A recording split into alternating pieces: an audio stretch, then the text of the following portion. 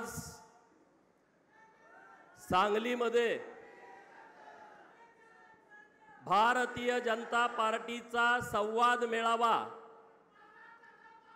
आणि भारतीय जनता पार्टीमध्ये मनोज दादा सरगर आणि त्यांचे सर्व सहकारी मित्र यांच्या प्रवेशाचा कार्यक्रम, या कार्यक्रमासाठी आवर्जून उपस्थित, दिसायला गडी एकदम साधा आहे, दिसायला गडी एकदम सरळ आहे, पण पार्टीशी कसं निष्ठावान असावं, नेत्याशी कसं निष्ठावान असावं हे ज्यांच्याकडून शिकावं ते माननीय रवींद्र दादा चव्हाण आपल्या कार्यक्रमासाठी इथं उपस्थित आहेत. जोरदार टाळ्या वाजवून त्यांचं स्वागत करावं. दुसरे प्रमुख पाहुणे आहेत आपल्या सांगली जिल्ह्याचं पालकत्व ज्यांनी स्वीकारलंय. आणि आता मनोज दादांनी सांगितलं की संजय नगरचा चेहरा मोहरा बदलायचा आहे. तो चेहरा मोहरा बदलायचं ज्यांच्या हातामध्ये आहे ते माननीय चंद्रकांत दादा व्यासपीठावरती आहेत. जोरदार टाळ्या वाजवून त्यांचं स्वागत करा. जेवढ्या टाळ्या जास्त वाजवाल तेवढा निधी जास्त मिळेल, मग विचार करून वाजवा. सुधीर दादांचा सत्कार केला आणि त्यांच्या गळ्यात पिवळी शाल घातली. अरे सोन्याचा कलर पिवळा आहे म्हणून तुम्ही सुधीर दादाला पिवळी शाल घातली, म्हणजे सत्कार करणाऱ्यांना सुद्धा माहीत आहे की दादाचा सत्कार कसा करावा. असा सोन्यासारखा निष्कलंक, चारित्र्य संपन्न आणि 24 कॅरेट असणारा आपला नेता माननीय सुधीर दादा व्यासपीठावरती आहेत. आपल्या मिरजचे आमदार माननीय सुरेश भाऊ खाडे, माननीय सम्राट बाबा महाडिक, माननीय प्रकाशजी ढंग, व्यासपीठावरती माननीय राजेशजी पांडे, सर्व मान्यवर आहेत. त्या सर्वांची नावं वेळेअभावी घेत नाही, परंतु भारतीय जनता पार्टीवरती आणि मनोज दादावरती प्रेम करणारे हजारो सैनिक या मंडपामध्ये उपस्थित आहेत. तुम्हा सर्वांना मी मनापासून धन्यवाद देतो. मनोज दादाचं भाषण मी पहिल्यांदाच ऐकलं, कारण मला कुणाचं भाषण ऐकायची सवय नाही. मी माझं पण भाषण परत कधी रिपीट ऐकत नाही. मनोज दादांनी त्यांच्या भाषणामध्ये सांगितलं की अहिल्यादेवींचा पुतळा, पूर्वीचं ते लवली सर्कल, आता ते पुण्यश्लोक अहिल्यादेवी होळकर सर्कल, त्या सर्कलमध्ये लोकमाता पुण्यश्लोक अहिल्यादेवींचा अश्वारूढ पुतळा व्हावा. आणि त्या पुतळ्याला काही लोकांनी विरोध केला आणि म्हणून त्यांनी ठरवलं की जे अहिल्यादेवींच्या पुतळ्याला विरोध करतायत, अहिल्यादेवींच्या विचाराला विरोध करतायत, अहिल्यादेवींच्या मानणाऱ्या लोकांची मतं त्यांना चालतायत, पण पुतळा त्यांना चालत नाही. आणि म्हणून त्यांनी ठरवलं की त्या पार्टीच्या कंबारड्यात लात घालायची आणि ती लात घालून आज मनोज दादांचा इकडं प्रवेश झालाय. दादा पुतळा उभा राहील, काही चिंता करू नका. इथं आपले दादा व्यासपीठावरती चंद्रकांत दादा आहेत, फंड बिंड काही चिंता करू नका. पण ज्यांनी पुतळा बसवायला विरोध केला त्यांना मला सांगायचं आहे, एक दिवस तुमच्या दारात सुद्धा अहिल्यादेवीचा पुतळा बसवावा तुम्हाला लागेल, कारण निवडून येण्याचं मुश्किल होईल. त्यांनी त्यांच्या भाषणामध्ये सांगितलं की मी हमालाचा पोरगा आहे. आणि दादा ही गोष्ट खरी आहे, या शहरामध्ये जी हमालांची पोरं आहेत किंवा ज्यांचे वडील हमाल म्हणून आलेत त्यांची पोरं आज सांगली मिरज कुपवाड महानगरपालिकेमध्ये महापौर झालेत, सभापती झालेत, उपमहापौर झालेत, नगरसेवक झालेत, डॉक्टर इंजिनियर वकील झाले. त्याची संख्या हजारोच्या घरामध्ये आहेत. म्हणजे त्यांनी कष्ट केलं, काबाड कष्ट मेहनत केली, 100 किलोची पोती अंगावरती वाहिली, गाढवासारखं काम केलं. कामगार नेत्यांनी त्यांना न्याय दिला नाही, त्यांच्या घामाचा पैसा चोरला. हे नुसत्या सांगली मिरज कुपवाड मधली परिस्थिती नाही. महाराष्ट्रामध्ये जे हमालीमध्ये काम करतायत ती लोक कुठली आहेत? ती लोक आहेत अटपाडीची, खानापूरची, जतची, कवटेमंकाळची, मंगळवेढ्याची, सांगोल्याची, मान खटावची, इकडं शिराळ्याची, तिकडं पाटणची, ही कोरेगावची लोक आहेत. जे दुष्काळी पट्ट्यातली पोरं आहेत, ज्यांच्या शेताला पाणी नाहीत म्हणून ते हमालीमध्ये गेले. परंतु आमची आई वडील ज्यांनी हमालीमध्ये काम केलं, हे पोरं रडत बसली नाहीत. त्यांनी स्वकर्तृत्वावरती मेहनत घेतली, प्रामाणिकपणे लढले आणि म्हणून असे अनेक मुलं हमाली बाप करत असताना सुद्धा आज चांगल्या पोस्टवरती आहेत. ज्यांनी हमालीमध्ये काम केला त्या सर्वांना मी सॅल्यूट करतो. तुम्ही मेहनत घेतली पण पोरं शिकवली, तुम्ही मेहनत घेतली पोरं राजकारणामध्ये पाठवली आणि त्या सर्वांना संधी देण्याचं काम हे माझ्या भारतीय जनता पार्टीनं केलं. हे विशेष सांगावं लागेल, कारण समोरच्या पार्ट्यामध्ये मुख्यमंत्र्याचा पोरगा मुख्यमंत्री झाला, समोरच्या पार्टीमध्ये मंत्र्याचा पोरगा मंत्री झाला, खासदाराचा पोरगा खासदार झाला, खासदाराचा नातू खासदार झाला, आमदाराचा पोरगा आमदार झाला. पण या महाराष्ट्रामध्ये एकमेव भारतीय जनता पार्टी आहे की ज्या पार्टीमध्ये सुतगिरणी कामगाराचा पोरगा महाराष्ट्राचा 8 खात्याचा मंत्री झाला, ते चंद्रकांत दादा व्यासपीठावरती आहेत. त्याच भारतीय जनता पार्टीमध्ये रवींद्र चव्हाण साहेब जे शाखा अध्यक्षापासून महाराष्ट्र प्रदेशचे अध्यक्ष झाले, हे भारतीय जनता पार्टीमध्ये होत आहे. मागचे जे अध्यक्ष होते माननीय चंद्रशेखर बावनकुळे साहेब, जे रिक्षा चालवत होते, ते महाराष्ट्राचे 14 ते 19 मंत्री झाले. 19ला पार्टीनं त्यांचं तिकीट कापलं. अरे ज्यांचं तिकीट कापलं त्यांच्या सहीनं 2024ला 288 तिकीट वाटली गेली. तेही भारतीय जनता पार्टीमध्ये घडतंय आणि ते पुन्हा आता मंत्री आहेत. सदाभाऊ खोतांसारखा मरळनाथपुरीतला 1000 लोकसंख्येच्या गावातला पोरगा शेतकऱ्यांच्यासाठी लढतो, शेतकऱ्यांच्यासाठी 2-2 3-3 केसेस अंगावरती घेतो.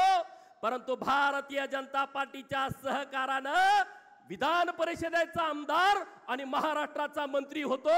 आता दुसऱ्यांदा विधान परिषदेचा आमदार होतो. हे फक्त भारतीय जनता पार्टीमध्ये होतंय मित्रांनो.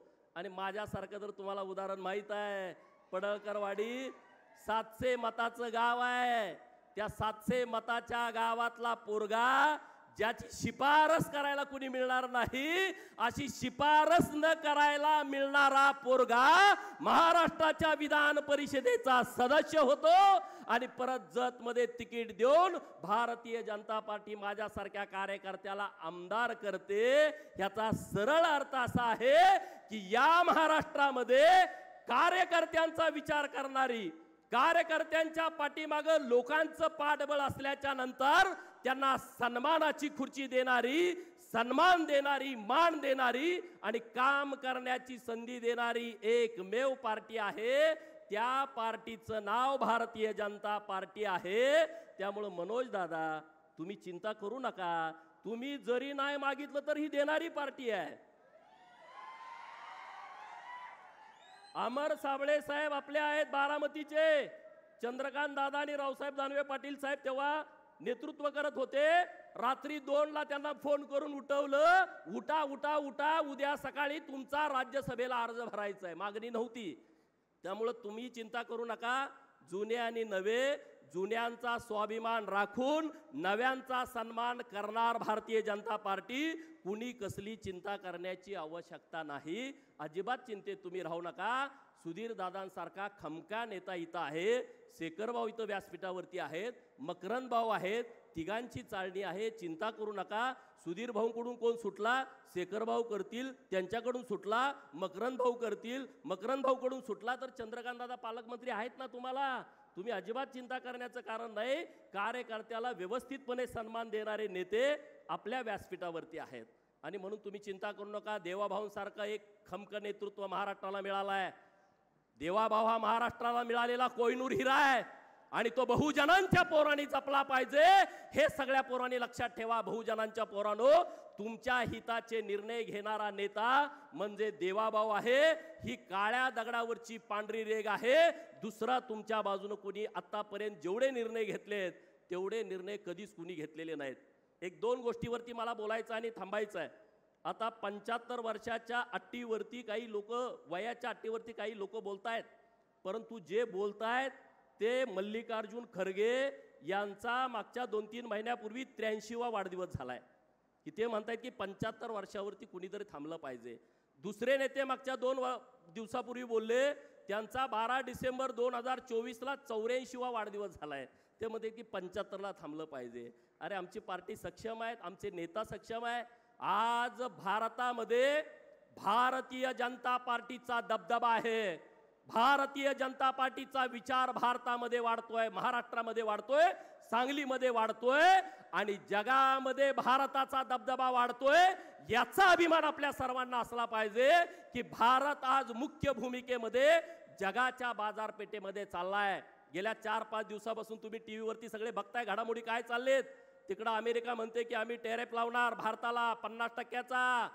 भारताच्या जो इकडून आपण निर्यात माल करतोय त्याला 50%चा टॅरिफ लावणार. मोदी साहेब बोलले झुकेगा नाही साला. जगाच्या समोर झुकायची कुणाच्या समोर तयारी नाही. तिकडं चीनवालं म्हणतंय मोदीजी साहेब वेलकम, चीनमध्ये तुम्ही या, तुमचं स्वागत आहे. तिकडं पुतीन म्हणतायत मोदी साहेब तुम्ही चिंता करू नका, मी भारतामध्ये भेट द्यायला येतोय. तिकडं नेत्यानाहू त्या इस्रायलचे राष्ट्राध्यक्ष सगळी लोक पूर्ण शक्तीनिशी भारताच्या बाजूने उभा राहत आहेत. जे विरोध पार्टीमध्ये लोक काम करतायत त्यांना माझी हात जोडून विनंती आहे, ह्या येड्या गावाळांच्या नादाला लागू नका. ह्या सांगलीचं सगळ्यात जास्त वाटोळं कुणी केलं असेल तर ते जयंत पाटलांनी केलं, हे तुम्हा सगळ्यांना मान्य आहे. बरोबर ना? केलंय की नाही? काय नाही हो. आणि रवींद्र चव्हाण साहेब तुम्हाला माझी विनंती आहे, सांगोल्याला आमच्या मसराचा बाजार असतो. आमची सगळी लोक शेळ्या मेंढ्या विकायला आणि मसरं घ्यायला सांगोल्याला जातात. आता काय काय नवीन मुंबईकडची लोक आली त्यांना माहीत नसतं म्हशी कुठली मस घ्यायची आणि कुठल्याला धार निघते. ते ज्याला कास मोठी आहे ती बघते हिला कासला मोठी आहे हिला घेऊया, ही दूध देईल. त्याला कोणीतरी दलाल गंडवतं. ते जेव्हा घरी घेऊन येतात त्याला 2 लिटर दूध निघतंय. ते डोक्याला हात लावतोय, अरे कासला मोठी आहे. हे जयंत पाटील कासला मोठा आहे, दुधाला नाही. त्यांचा नेता पण तसाच आहे, त्याच्यावरती बोलू नका म्हणून मला सूचना आहेत. परंतु ही कासला मोठी दिसणारी लोक आहेत. अरे एका हमालाच्या पोराच्या प्रवेशाला जर एवढी गर्दी होत असेल तर तुम्ही विचार करा ना, या सगळ्या गोष्टीचा विचार करा.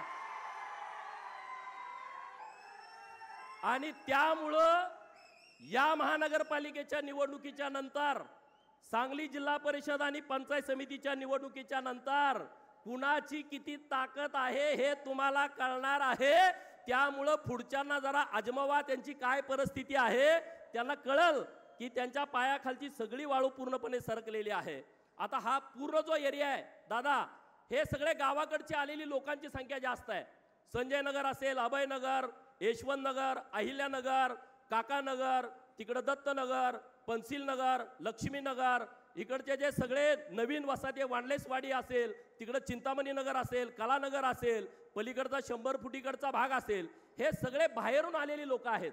आणि त्यामुळं त्यांच्या विकासाच्या दृष्टिकोनातून चंद्रकांत दादा आणि रवींद्र चव्हाण साहेब खूप चांगल्या पद्धतीनं मोठा निधी आपल्याला देतील, त्याबद्दल मनामध्ये अजिबात शंका बाळगू नका.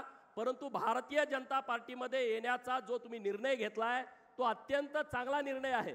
आणि जी कोणी लोक विचार करतायत ना त्यांनी डोळं झाकून भारतीय जनता पार्टीवरती विश्वास ठेवून तुम्ही भाजपामध्ये प्रवेश करा.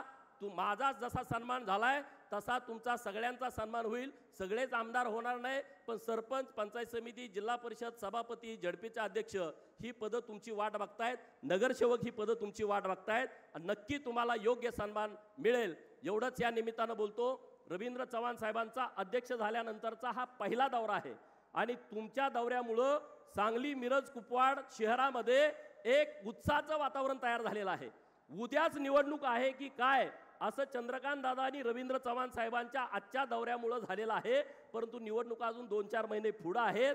दादांच्या नेतृत्वात दादा असे पालकमंत्री आम्हाला मिळालेत की आठवड्यातले 2 दिवस सांगलीलाच असतात.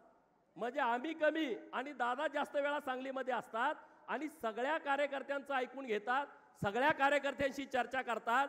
परवा तर त्यांनी असा दौरा केला, सकाळी 8ला कवठेमंकाळमध्ये पोचले, तिथून नंतर नांगोळा, तिथून उमदीतून जाडर बोबलात, तिथून जतमधले 2 उद्घाटन केली. परत आम्ही भवानीपूरला गेलो, तिथं उपकेंद्राचं सत्कार त्यांनी स्वीकारला. तिथून विट्यामध्ये 4 ठिकाणी गेलो. म्हणजे एवढा मॅरेथॉन दौरा. त्यामुळं दादांच्या येण्यानं आणि चव्हाण साहेबांच्या येण्यानं खूप चांगला एक मेसेज आमच्या इथं गेलेला आहे. चव्हाण साहेबांच्या अध्यक्षपदाच्या कार्यकिर्दीला मी मनापासूनच्या खूप खूप शुभेच्छा देतो. नेतृत्वानं जो विचार डोक्यात ठेवून तुम्हाला महाराष्ट्राच्या प्रदेशाचा अध्यक्ष केलेला आहे, ते सर्व इच्छा, सर्व अपेक्षा पार्टीच्या आपल्या माध्यमातून पूर्ण व्हाव्यात आणि त्या पूर्ण करण्यासाठी आमच्यासारखे कार्यकर्ते जीवाचं रान करतील आणि तुमच्या बाजूनं पार्टीचा विचार लोकांच्या पर्यंत घेऊन जाण्याच्या दृष्टिकोनातून अत्यंत आम्ही सगळेजण मेहनत घेऊ, एवढंच या निमित्तानं बोलतो। परत एकदा सर्वांना ज्यांनी प्रवेश केलाय त्यांना मनापासूनच्या खूप खूप शुभेच्छा देतो आणि थांबतो। जय हिंद, जय महाराष्ट्र।